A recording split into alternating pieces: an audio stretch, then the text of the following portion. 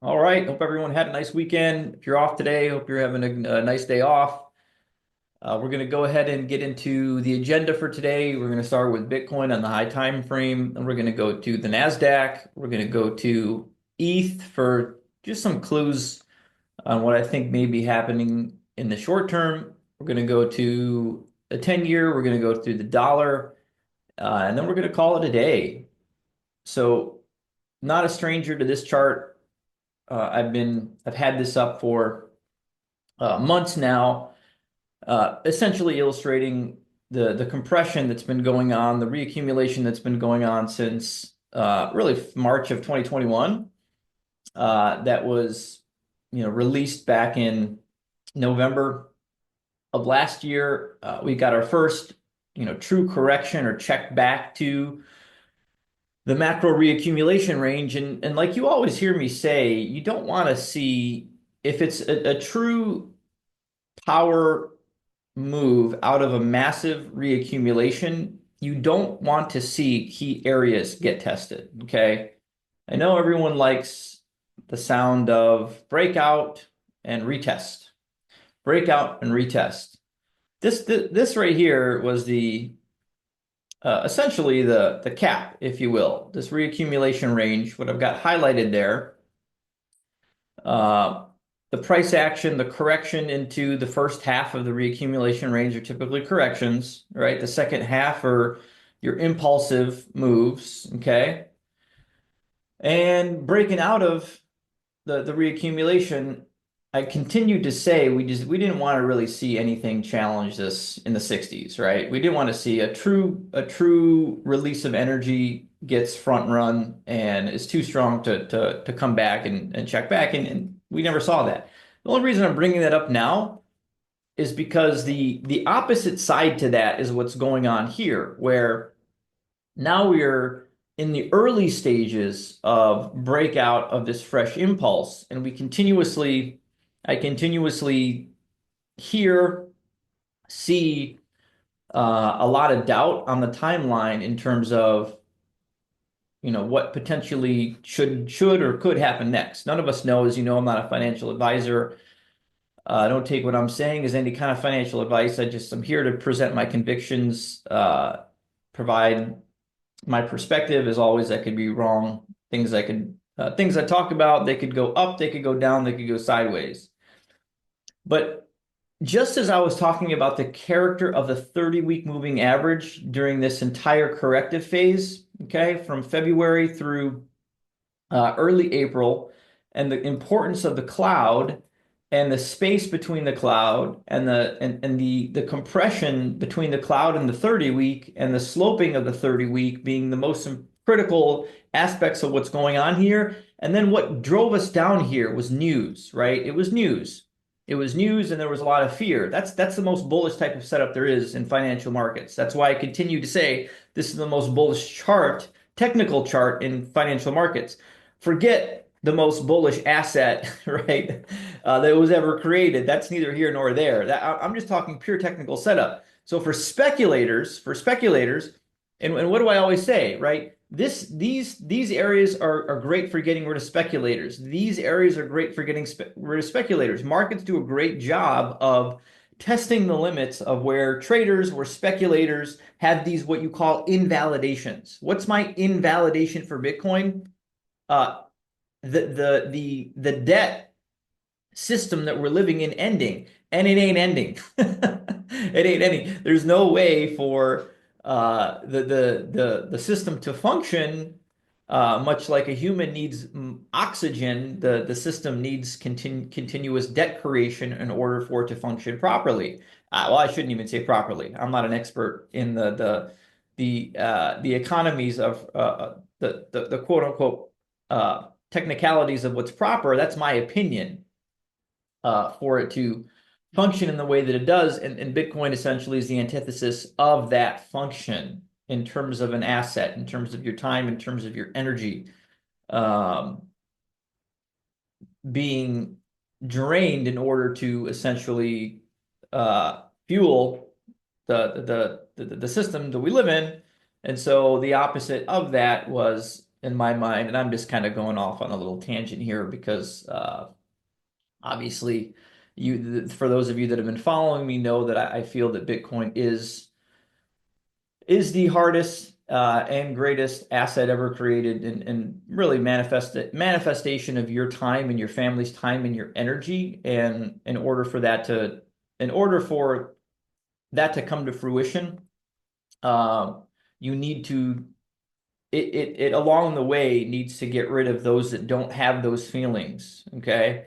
Those are the speculators, those are the traders. And so along the way, these areas these are gifts, right? These are gifts to get rid of the speculators. Once speculators are flushed from the market, then Bitcoin reprices.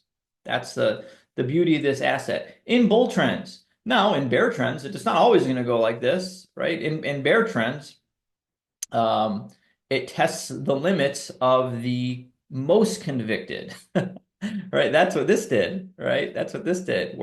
The lowest case scenario I saw here was like 30, okay? And it cut that in half. It cut that in half. What did I do? I did whatever I could do to convert fiat to Bitcoin and get my hands on as much as I possibly could. Um, all right, we're done with that. We're done with that. We're back to the charts. And so what am I expecting next? I'm expecting I'm expecting continuation. I mean, look, for with the members, I've been exploring a few different ideas here. But for the purposes of spot holders, like this is where I see this zone 180 to 220 before potential for another correction like we just saw, okay? Where, December through April, that's a better part of 4 or 5 months, right? Uh, I can see another one of those. We always have to be ready for another one of those. But I see us going to 180 to 220 before something like that happens. Uh, from here, I still see one more power move before a maybe 10-15% consolidation for a few weeks, maybe a month, right? Somewhere at the halfway point, right? That's kind of how I'm thinking about this. Something like that, maybe a little bit lower. We could do a 1, 2, kind of 3, 4, and 5, something like that. I don't know. We'll see. It doesn't matter. It's just kind of having fun with speculative paths. Looking at ETH to kind of give me some clues because the counts on ETH look a little bit clearer on the lower time frames. Where I posted this, I think, on my X yesterday. Off the lows, we got a power 1, A, B, C 2, a sub 1, 2, 3, 4, 5 of 3, and then I've got A, B, and this could be a running flat that's done, right? That was done yesterday, or another leg down for an expanded flat down to the 2200, uh, something like that prior to moving back up. But I still see one more missing leg of the overall one, the larger degree one for ETH. So who knows what that path will look like? And this is pure speculation, but just felt like sharing that with you because ETH's counts on lower time frames look a little bit more clear to me. All right, the NASDAQ. What have we been saying about the NASDAQ for a while? What did I say last weekend? I said, look, I can see a couple percentage points. I also said I could see Bitcoin going the opposite direction and having a good week, even if stocks languish. And that's kind of what happened, right? The max downside I said was 3, 4, 4, 5%, maybe more, something like that. What did we come down so far? It was an inside week. 2.52%. And so the key technical structure, before I go into the key technical structure, what were the key technical structures in the last two trend changes? And we reviewed this before, but it's important to keep in mind because I'm trying to also teach you a little bit about how I look at markets and what to look for, and that's specifically getting good at spotting B waves and where they may occur. Coming off of this top in December 2021. We had the move down. We breached the 30-week. We checked back. Okay. So A, B, and then C. And then what could we not get past? We couldn't get past this B wave. And that's where it hit the 30-week and went back into the cloud. That was trend change of character, break of structure. Similarly, what did we see The last trend change before that, same kind of concept on the weekly, right? Where you had A, B up to the 30 week, okay, down into the cloud, C, and then and that was A, and then larger degree B, what didn't it exceed? It didn't exceed the smaller degree B wave, okay? So that's the key with these things. These ABCs and the ABCs within each of those legs is getting over that first B wave. So let's take a look at that concept and apply that to what we're doing today. Where we are today. So same exercise. What's danger? Danger is this. Danger is A, B. First danger is dropping the 30 week. Okay. B wave didn't even get to the underside retest. C, right? And then danger would be coming up here, not exceeding this B wave, getting rejected back in the cloud. That's danger. Break a structure down here, change a trend. What do? We exceeded the B wave, so unlike the other two trend changes I just shared with you, we reclaimed the 30 week, we reclaimed the cloud, we respected the 30 week once, we got an inside candle, and so I'm here to tell you I don't think we're getting much more than from here next week. Actually, futures are up 1.4%, so that's already a good sign. So it might not even come down to test 1.5%, 1.12% downside risk from where we are now. As of Friday's close, but futures are up a point and a half, so maybe another 2.5 from, let's say, gap up to retest that 30. But then for me, this screams continuation. It screams next leg. It screams a lockout rally. It screams trajectory in, trajectory out. It screams by July, $25,000 NASDAQ. That's what it screams. Will that happen? We're going to find out. All right, 10-year. 10-year, this thing, look, I keep saying it's carving out a right shoulder, and now it's higher than it was when I said the same thing last week and the week before. Okay. But what's the key here? What aren't we doing? These are 1, 2, 3, 4 consecutive green candles.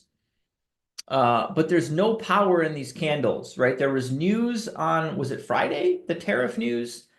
And look at how this candle closes, the weekly candle closes. That's weak. On news, you can't get a breakout, like supposedly major news. And I don't really pay attention to the news because I don't think the news drives markets. I think it drives volatility. And in fact, I'm the opposite mindset that I compounded a little bit on the drop Friday for that reason. Great, we've got a tweet or something about tariffs and the markets are dropping. Great. Look at that. Look at the chart of Bitcoin. Look at the chart of the NASDAQ I just shared with you. That's a buying opportunity, in my opinion, not financial advice. Anyway, what I'm getting at is this is not power. This is all overlapping. What do we know about overlapping? This is all overlapping. This is all overlapping junk. This is all distributive B wave action at the end of a macro redistribution. That's my opinion. The larger scale redistribution being what I'm sharing with you here. I continue to say that this next move is going to be a big drop. It's going to be fast down into the 3.638 region. And I think that coincides into what I just shared with the V-shaped recovery on the NASDAQ and what I think is going on with Bitcoin. So a lot of confluence on a lot of the charts. Finally, it's been a few weeks since I've shared this chart, huh? The dollar monthly chart. What was I screaming about? I did a video a couple months ago saying one of my major signals flashed. Okay. This was in March I did this. And did Bitcoin take off? No, Bitcoin went on to make new lows after I said one of my major signals flashed. Markets don't always go and move into one to one, right? What was the major signal? It was the dollar redistribution upthrust that we've seen in every major redistribution of the dollar going back to 2014. And this fake out to the top side, this fake out to the top side, this fake out to the top side, the drop back within the range, the drop back to the range, the drop back to the range, the 30-month getting breached, the 30-month getting breached, the 30-month getting breached had led to 7x for Bitcoin, 5x for Bitcoin, and then unknown for Bitcoin. And at this time, Bitcoin was getting down to the 80s and 70s, right? Even when we were making this move. Go figure. Right before the dollar is making its major move, the market makers were getting all the speculators out of Bitcoin before it was going to make its big move. Shocker that that happened, right? It's the opposite. And so where are we today? Where are we today with the dollar? This is the Bitcoin chart. This is the Bitcoin chart down here in weekly. We're breaking out. On the monthly, we're in price discovery. The dollar just tested the underside of this entire range going back to April 2022 with this candle. Okay, I continued to say that I could see some consolidation around the sign of weakness, but once we lose this on the dollar 97, that it looks like it's taken its next drop, its next move down, and I think Bitcoin is already in the process of doing the opposite of what the dollar is doing here. So looking as we expected it to look, folks. I hope that's enjoyable. I've got a couple more videos we'll post for the members today. I hope you have a great rest of your Monday and take care.